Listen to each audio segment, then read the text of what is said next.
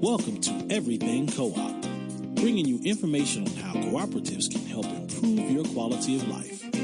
This show is being sponsored by the National Co-op Bank, NCB. The NCB is dedicated to strengthening communities nationwide for the delivery of banking and financial services for the nation's cooperatives, their members, and other socially responsible organizations. For more information on the power of community ownership, visit ncb.coop. That's ncb.coop. Now stay tuned for your host, Vernon Oakes. Good morning, everybody out there. This is Vernon Oakes. Welcome to Everything Co-op. You know, it's a beautiful, beautiful Thursday morning, and we get to talk about electricity today. National Rural Electric Cooperative. And in the studio this morning, we have Dan Riedinger. Good enough? Good enough. And Gabe Snow, because Gabe, I got yours. Okay. And they put on, well, why don't you tell us what you did? Gabe, what did you do last year in terms of voting? Thank you, Vernon. So last year, we came up with the concept of Co-ops Vote, which is a nonpartisan voter engagement campaign. And we rolled it out early last year with the idea of increasing voter turnout in the areas where electric cooperatives serve.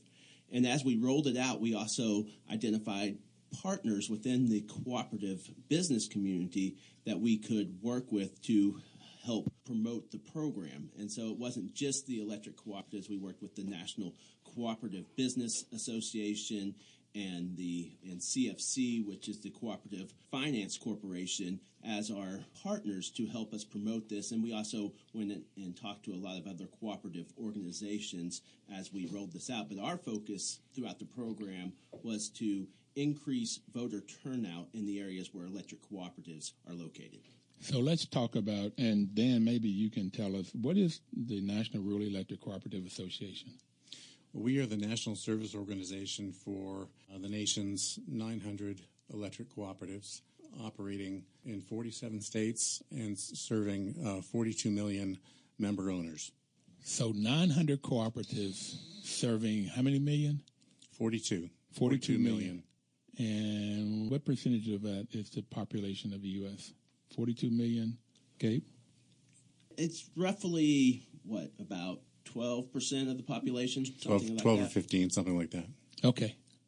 And I noticed, but I'm going to ask either one of you, of the land mass for rural co-ops providing electricity, what percentage of the land mass? Our distribution system is huge and spans about 75% of the U.S. land mass, which really just is an indication of how spread out many of the member owners are whom we provide electricity to.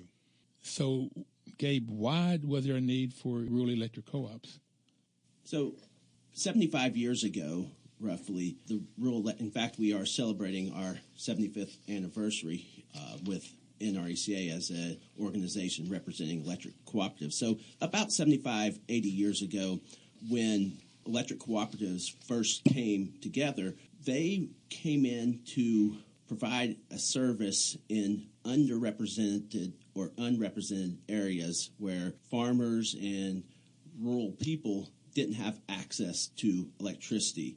In fact, the investor-owned utilities who were in business during that time period didn't see the business reason for bringing the electricity to these rural areas. So the communities came together and banded together to form cooperatives, and they worked with the local governments, the state governments, and ultimately the federal government to come up with the funding that would need to be pulled together in order to bring electricity to these areas and really adopt the cooperative business model as a way to bring electricity to the areas that were at the time underserved or not served at all by the existing electric utilities. So, Gabe, what I'm hearing is 75 years ago, the people with the money, the investors, the people that had the capital would not invest it in rural areas, probably just because they couldn't get a return. They couldn't get a return on their investment, so they would not invest their monies in these areas where you really have to put a lot of a lot of poles up, a lot of lines up in order to get the electricity to the farm or to those rural areas. Is that kind of like right, what happened back then? Yeah, that is right. For electric co-ops, we have far fewer customers per mile of line than the investor-owned utilities we're used to serving in metropolitan areas. So it really took a different business model, the co-op business model of, not-for-profits operating at cost to bring electricity to rural areas. So people come together and form this business as a cooperative. And early on in the show, we've been on the show now for 3.5 years, but matter of fact, in that first month, October 3.5 years ago, one of the persons that I interviewed said that co-ops are formed to solve a community problem. If there's no community problem, there's no need for a co-op. So this community problem was we need lights, we need electricity, we need to be able to read at night, to be open instead of candle lights or gas or whatever they had back then. A little bit before my time, but okay. So you get people to come together to form a business to solve that particular problem. But that must have been very, difficult to do back then, to be able to come together and form a business, to put up those poles, to put up those lines, to provide electricity. It was a big undertaking, and it's one that, frankly, it's not kind of a once-and-done type of thing. We string the poles and lines, but have to put a lot of energy and resources into maintaining the rural electric grid and expanding it as needed. Wow. That is awesome. That's one of the reasons I like co-ops, though. So 42 million people, 75% of the land mass and the U.S. land mass are provided by rural electric. Do those 42 million know that they're getting their electricity through a co-op and that they can vote on the board of directors and they have a say in how it operates and a say in the policies? So, Vernon, that's one of the areas that we continue to promote the cooperative business model, and it's a continuing process. And so many areas where our co-ops are located, the people who were first there 75, 80 years ago are no longer around. And so they're not there to really tell the story of the electric cooperatives. And so our member cooperatives out there have the opportunity to continue to educate their members on the cooperative business model. And we are well positioned as cooperatives to be ambassadors to the cooperative business model because of the reach that we have with the 42 million out there, the fact that the co-ops represent 80% of the counties within the United States. So, wait a minute, 80% of the counties? That's correct, Vernon. 80% of the counties in the United States. That's roughly about 2,500 counties where there's an electric cooperative has some sort of service into that county. They might not cover the entire county, but their service territory reaches into that county. So 42 million people are served by rural electric co-ops. And you said there are 900 co-ops, so there's 900 businesses that serve these 42 million people, 75% of the land mass, and 80% of the counties in the U.S. That's awesome. Why do people don't know about it? What can we do? Well, that's one of the reasons the National Co-op Bank is sponsoring this program, so that more and more people will know about the impact that cooperatives has on the U.S. economy and to provide, services that people need. And we take electricity for granted now. But a lot of countries still don't have it. And I understand you all from previous people from the National Rural Electric Co-op that's been on the show have talked about what you're doing internationally and what happens in a tribe, in a community, rural community, when that electric switch turned on and how proud they are and how much excitement there is. We don't see that as much anymore because we take electricity for granted, which 75 years ago wasn't for granted. And I'm turning 70 this year, so it wasn't too long ago. It wasn't too long ago. So there's 7 cooperative principles. We basically talked about 2, and that's cooperation among co-ops. You went out and you started this. You say you want to get more and more people to vote, more people to come out to vote. And then you start working with other cooperatives to get that message across. And then you touched on the 5th one, which was the main reason that I liked co-ops when I first learned about them, was education, training, and information. So training the politicians about cooperatives, training your customers about cooperatives is a huge undertaking, and consistently doing so that people will know how they work, what's the advantages of them, the benefits of them, and how much impact it has on the people of America. That's correct, Vernon. And one of the things that we do at the state level and at the federal level is a Cooperative 101 program for elected officials. And so we identify elected officials who are newly elected a lot of times to make sure that someone is reaching out to them and meeting with them. And so whether it's one of our leaders from the cooperative in the community that they represent or someone from NRECA that meets with them, we try to make sure that we are touching base and starting that education process early on when we're working with elected officials. So they start to build an understanding of what a cooperative is, what the business model is, and specifically for us, the difference between an electric cooperative and the other types of electric utilities that serve people electricity across the country. And that's really one of the hallmarks or the cornerstones of the Co-ops Vote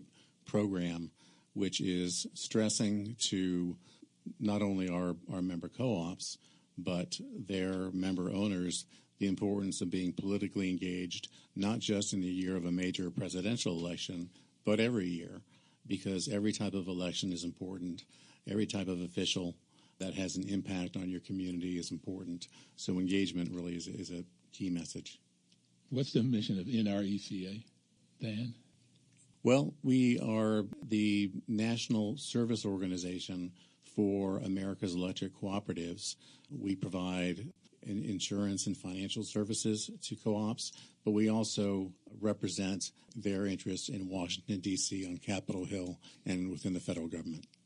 Well, we have to take our first break, gentlemen. We'll be right back. But I heard you say earlier it's to provide safe, affordable, and reliable electricity. Yes, absolutely. Okay. And we're going to take our break, and we'll be right back. Washington, D.C.'s News Talk, 1450 AM WOS and 95.9 FM.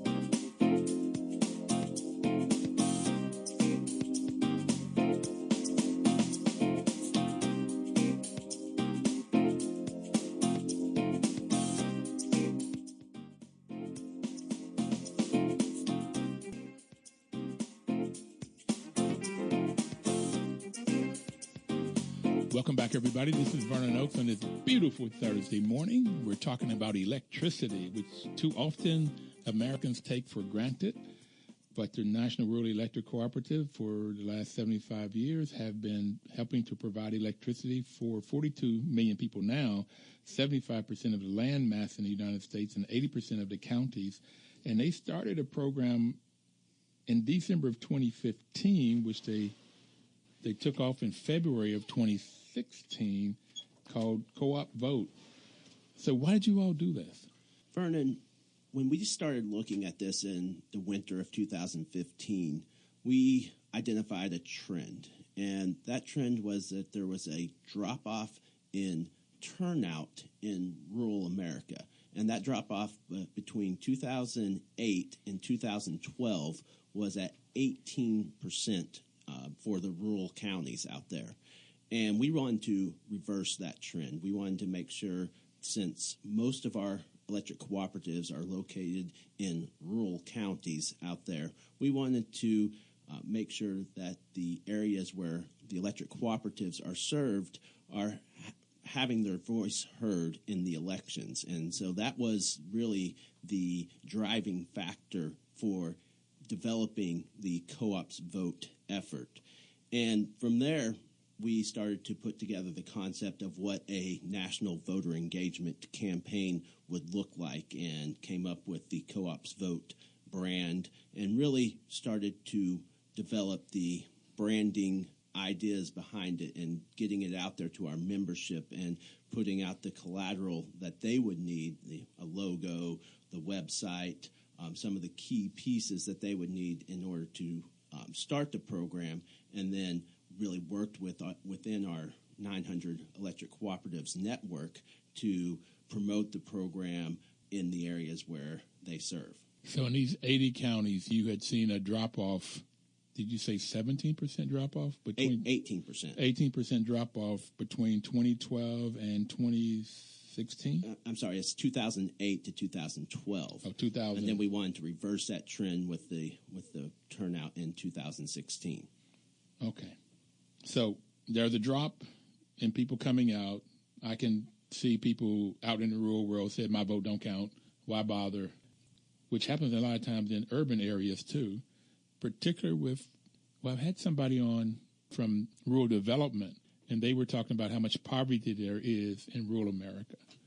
And like rural America and urban America, where there's poverty, people have little hope. And so I could see people saying, my vote don't count. So 2008 to 2012, there's a drop, and you wanted to turn it around. So let's talk about, let me just ask the question, were you able to turn it around? What does that say? Yes.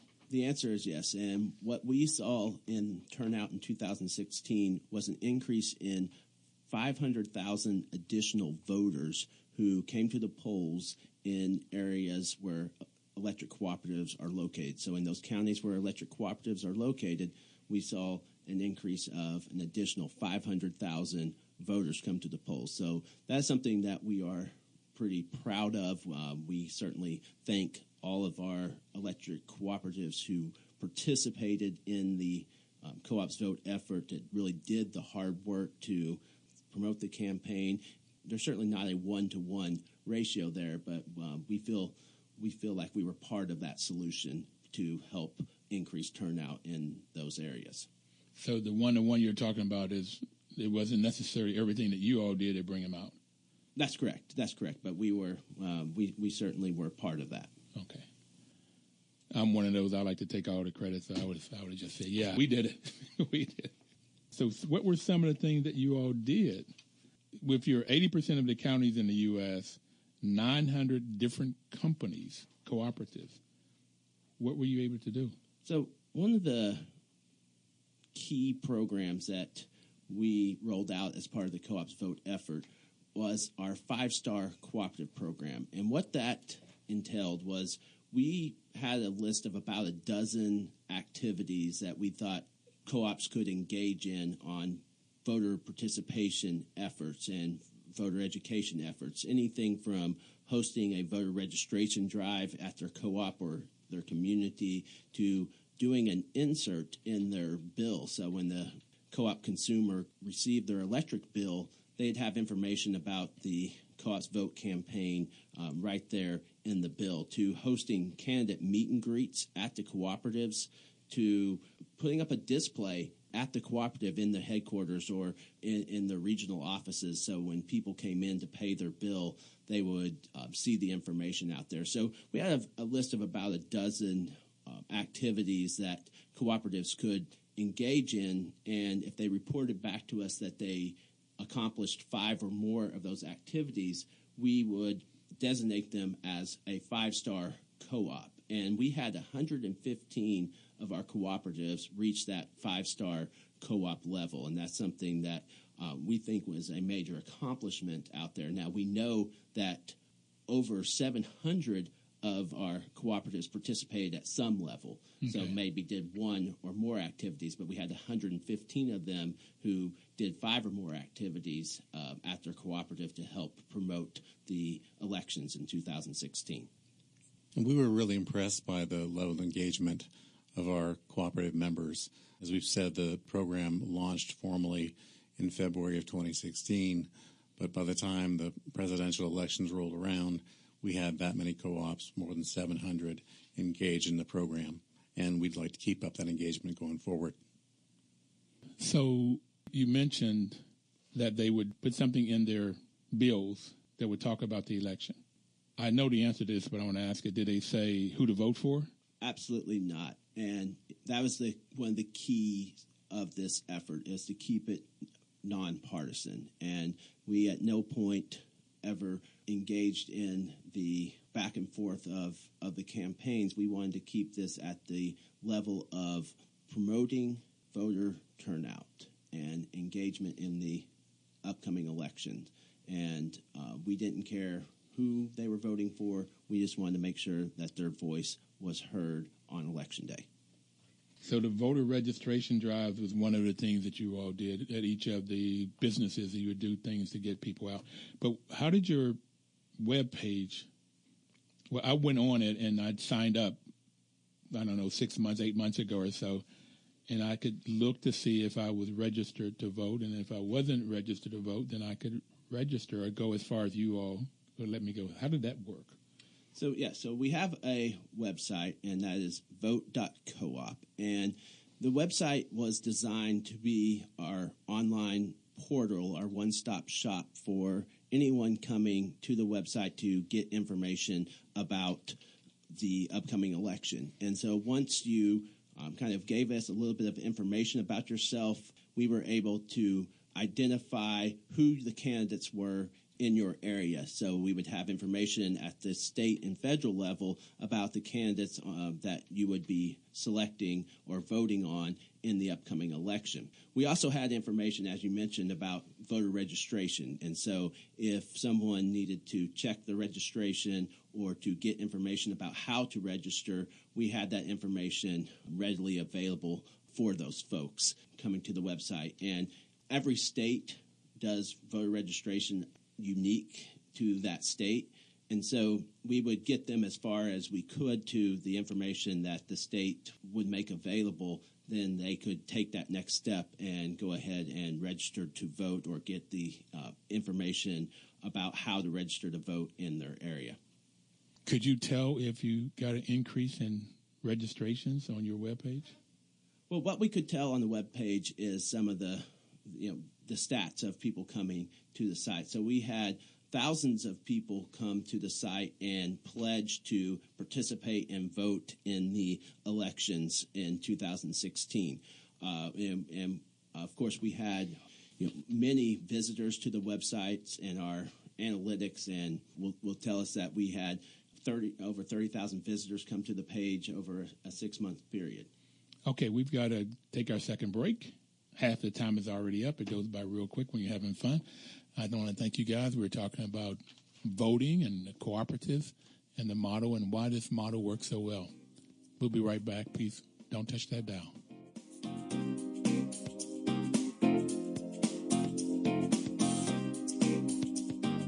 Washington, D.C.'s News Talk, 1450 AM WOF and 95.9 FM.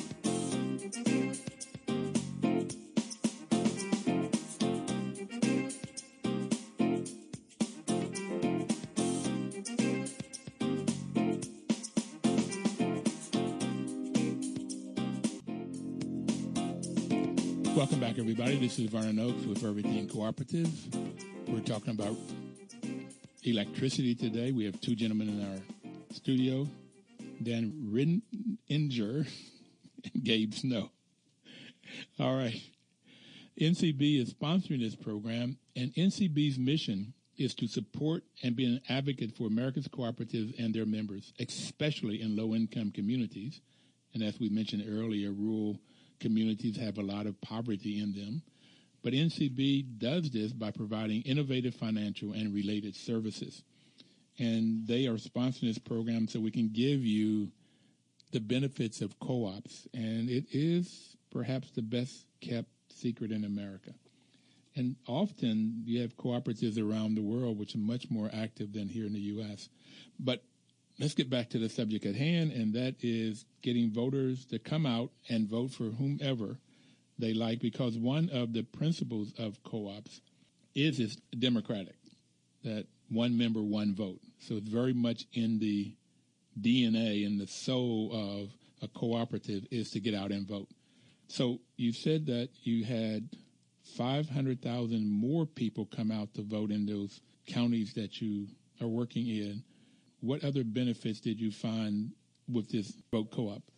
Sure. So the benefits of participating in a voter education campaign and running a voter participation campaign at the national level is, certainly we had that mission, as we talked about, to reverse the trend in the drop-off of voter turnout. But there's also an increasing the awareness of our member cooperatives in the communities that they serve, and that's increasing that awareness and visibility with their members, the folks they serve electricity to, but also with the leaders in the communities. So you've got the city councils, the county commissioners who are starting to pay attention to the cooperative, the state elected officials who kind of see that the cooperative is engaging in this type of voter participation campaign. They're going to pay closer attention to what that cooperative and the cooperatives in that state are doing, because of now they see that they're active and engaged with the communities and ultimately with the constituents. And then at the federal level, it's the same idea, because of we not only promoting this at the local level, but we did a lot of work last year to let the U.S. Congress members know that we are doing this program. And in fact, we had a day last year in July where we gave out an information packet to every member of Congress's office about the Co-op's Vote campaign, and so that they would be aware of the effort. And part of it was some of that Co-op 101 that we talked about earlier, and then part of it was the awareness of the fact that the electric cooperatives were collectively coming together and trying to increase turnout in the election. So we see the benefits kind of coming from many different directions, and really kind of unlimited benefits to continue to do these types of programs. So you've got 42 million people that are the customers of 900 businesses, which are cooperative in nature. So when people get out to vote, then they end up voting for the people that will represent them and what's important to them. What are some of the issues that rural electric cooperatives would like to see fostered and pushed forward? Well, certainly, everyone who goes to the poll to vote is going to have some issues that are of particular importance to him or her. And we were, obviously not trying to sway votes one way or another. We just wanted people at the polls. But at the national level, there certainly are some issues that were talked about during the presidential campaign that continue to be talked about now, in which co-ops really have a stake. One of those issues is the need to improve the nation's infrastructure. This was discussed quite a bit during the campaign. We're still waiting to see what type of infrastructure package the president or Congress might put together. But our message to policymakers is that when you're talking about infrastructure, you really need to go beyond just discussions about repairing roads and bridges. You need to talk about rural infrastructure needs, and that includes maintaining and improving the rural electricity grid. So everybody talks about infrastructure. Obama talked about it. Everybody on the campaign talked about infrastructure as a way of creating jobs and bettering infrastructure that's been around for 75 years, and you got rust and corrosion in bridges and in roads and in tunnels and in dams. But, I never heard anybody talk about the electric grid. I hear them talk about it a little bit when they talk about California and the electric grid and how overloaded it is. But in terms of rural, no, I've never even heard that conversation.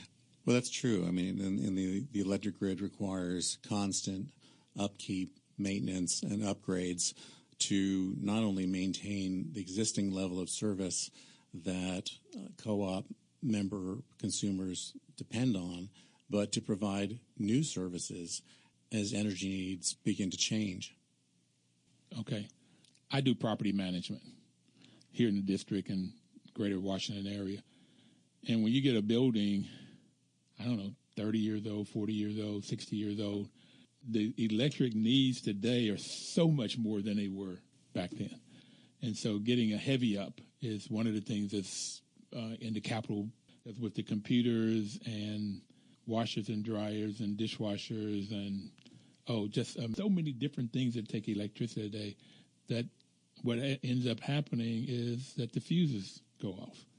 And we have to go in and heavy up. And then in this area, it's PEPCO has to make sure they can get the electricity that's needed.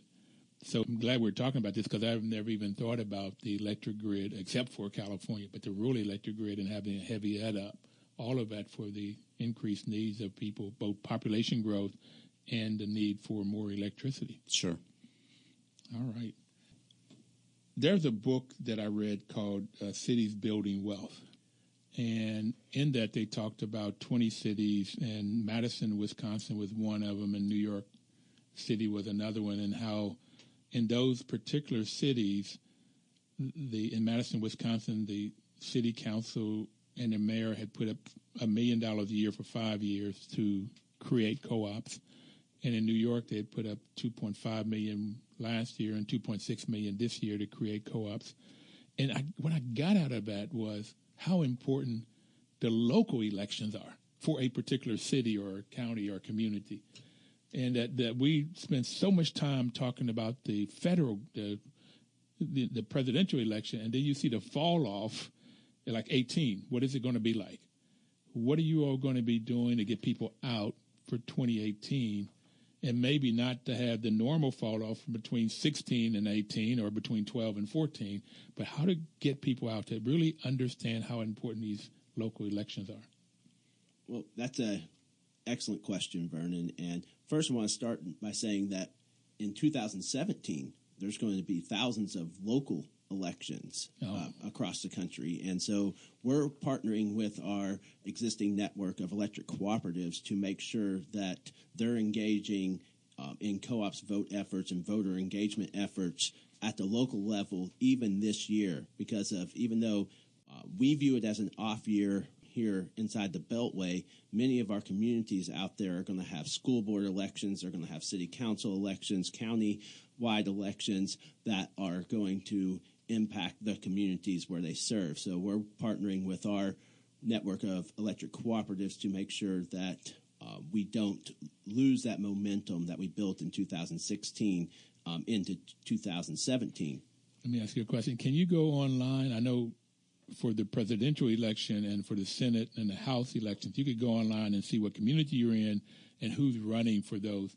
Are you going to be able to do that for 26? Because there's a lot of people, I think. Yeah, unfortunately, we're not able to track the local elections like we are the federal elections on the website. So for 2017, we're really encouraging our local folks to do that, because of each county, each municipal area is going to have their own deadlines that are going to be different. It's the great thing about a federal election or a statewide election is that those elections are a lot of times unified in the registration dates and the dates of the primaries, and so that makes the job of tracking and providing that information a little easier on our end. But for the local elections, we're really relying on the information at the local level to help promote that. But getting to 2018 and the midterm elections, we'll certainly be back up and running with the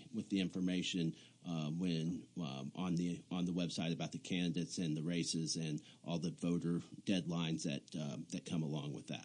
It was real neat to go on your webpage and click on who's running for president and see what their platform is, and then go to the state level. Like I said, I'm from West Virginia. I don't vote there. I vote in the D.C., but I was able to go to West Virginia and see who was running for the House and what they, or the Senate, and what their platforms were. That was that was really great. Also, I was able to go get their addresses of who's already there. Like I can do that now. I did that last night. Who's already in the House and who's in Congress. How does that work? So that's right. And so on the website today, you can connect with your sitting elected officials at the state level and at the national level. So we use the same service that we used during the election cycle to also connect with the current elected officials. And part of the Co-op's Vote continuing education program is encouraging folks not just to vote, but to get to know their members of Congress, to get to know their state delegates and state representatives, and to have more information about them. And so you can get that information at vote.coop today. If you go on there, put in your address, it'll identify who your state representatives are, who your members of Congress are, both House of Representatives and U.S. Senate, and then you can you can click in to learn more about them, what committees they serve on, and that type of information. So we encourage our folks to continue to educate themselves and be aware of who the elected officials are, as well as paying attention to the local elections back home. You know, I guess I was really dumb about the local, like the council people in the district, in that when you have a problem, you have an abandoned car, somebody put not cutting their grass, you can go to your electric officials to get information, and they're there to help. And I didn't do that until recently.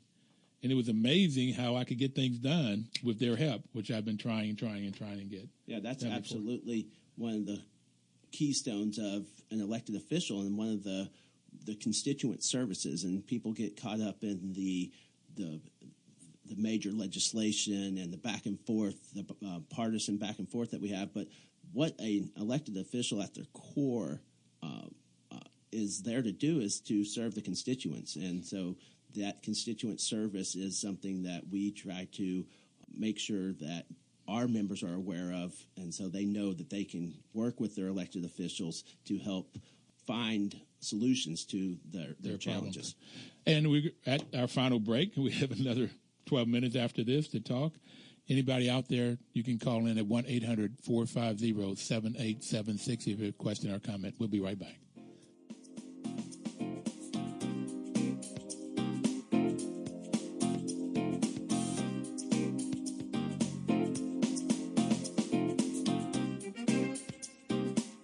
Washington, D.C.'s News Talk, 1450 AM WO and 95.9 FM. Information is power. This is Vernon Oakes with Everything Cooperative. We're talking about the benefits of Cooperative. We have the National Rural Electric Cooperative. Two gentlemen in the studio this morning talking about cooperatives and providing electricity. Information is power. Now, information has power, but you got to use the information in order to get the power out of it. So we're giving you information about cooperatives. So let me quickly tell you the different types of co-ops. If a co-op is owned and controlled by the employees, it's called a worker cooperative. If it's owned and controlled by the consumers that use the products or services, it's called a consumer cooperative. And National Rural Electric is one that the consumers, the people that uses the electricity, own the cooperative. There's 900 of them. Most of the consumers don't know, like in credit unions, they don't know they're in a cooperative. They may get these little forms that say, please vote for the board of directors, but they don't know often that they could run on the board and they can vote for the board, and the board is the one that sets the policies and procedures and pricing and all of that up. So that's very important. They have a say. So those are the two main type of co-ops, consumer and worker co-ops. And food co-ops could be either of the two. Sometimes the food co-op is owned by the people that buy in the food co-op, and sometimes they're the employees. And I've heard of a couple of them that are hybrids. They're owned by both the consumers and the employees. And then for farmers, they have an artist. They'll have a purchasing co-op, and sometimes there's one here in the district called CPA, Consumer or Community Purchasing Alliance, and they band together to buy products and services. If you buy a larger volume of them, you can normally get a better price and better products. And then on the other end is a marketing cooperative, and farmers do that. Land O'Lakes is a marketing cooperative, Cabot Creamery, and that the farmers would bring their products to this cooperative, and they have experts that learn the markets and get contracts and deliver their foods. So these are co-ops. If they come together to solve problems.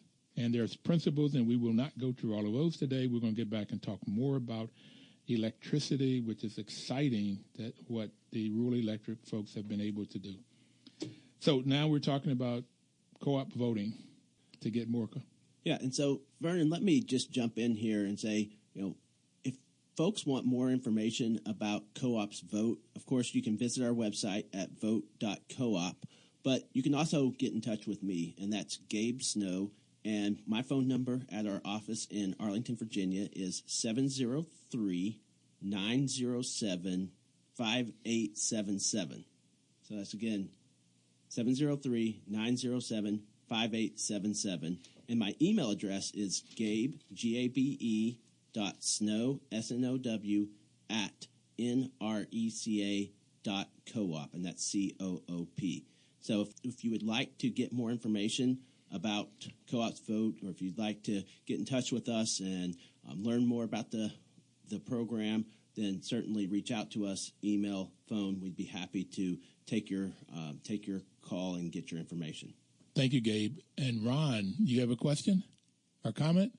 Yes, I have a question, Mr. Oates. I run a purchasing cooperative, but we work in the renewable energy sector. And my question is, what has co-ops done to increase market share for African American installation companies and contractors in the energy industry? There was a study put out by the American Association of Blacks in Energy that indicated in 2009, which is a very dated study, stating that African Americans spent $41 billion for energy in this country. And we had 1.1% of the jobs, and we had 0.1% of the wealth generated from the energy industry. So what are cooperatives able to do to improve that? And I'll hang up and listen. Thank you for your question, Ron. Just from the looks in the room, I don't think we have any data on that. Is that right, Gabe and Dan? We don't have any data, but we certainly appreciate the question and the information that the listeners provided. What I would suggest to you, Ron, is in a co-op, and this is one of the things that I find that most people don't know that they even belong to a co-op. If the African Americans in Southern Maryland or Northern Virginia would come together and go to the annual meetings, then they can have a say. Now, the second principle, second or third one, is economic participation. That's normally something you have to pay. You pay every month. And then if there are surpluses, then the members have a right to say what happens to those surpluses. Like you said, that's 0.1% of the wealth generated. They can keep it in the business, and for what Dan had talked about earlier, to make sure that the business has the money to provide more and more electricity and keep the grid up. Or they can do community projects, which some of these co-ops do. They'll go out and find out what's needed in the community, and they help the community, or they could help other co-ops, or they could give back dividends. So that's what a co-op can do. And so what I'm encouraging, that's all people, particularly people that don't have very much, get involved in the co-op, because you have a say, you have a voice. And that's whether it's African Americans, Native Americans, or poor Caucasians. Particularly, I'm from West Virginia. We lived on a mountaintop. We didn't know discrimination on that mountaintop. We were all poor. Black, white, no make any difference. That was the two main. There was one African. But black or white, no, she was Haitian. But for the most part, we were just black and white, and we played together. We did everything. It wasn't until we went to school that we understood anything about discrimination. But poverty does not make any difference. When you poor, you poor. And so I really encourage people to get involved, get educated, get involved. You can get involved and get educated because of the involvement, and then you have a say of what happens to the money in the co-op. You have no say of what happens at Pepco, nada. But in the co-ops, you do have a say. So thank you for the information. I wrote it down. I really, Ron, I'd appreciate it if you call back and tell me the name of that research. I hear it was 09, or I'll try to find it out too. I'd like to know about it. Any other comments on that? Thanks, gentlemen. So we talked about some of the things that you all would like to do in terms of, there was something called Water of the U.S., broadband. There's different kinds of legislation you would like folks to know about and to help the folks in rural. Sure. We know from engagement with our member cooperatives that there are things that we can do as an organization at the national level to advance some of their local and community interests.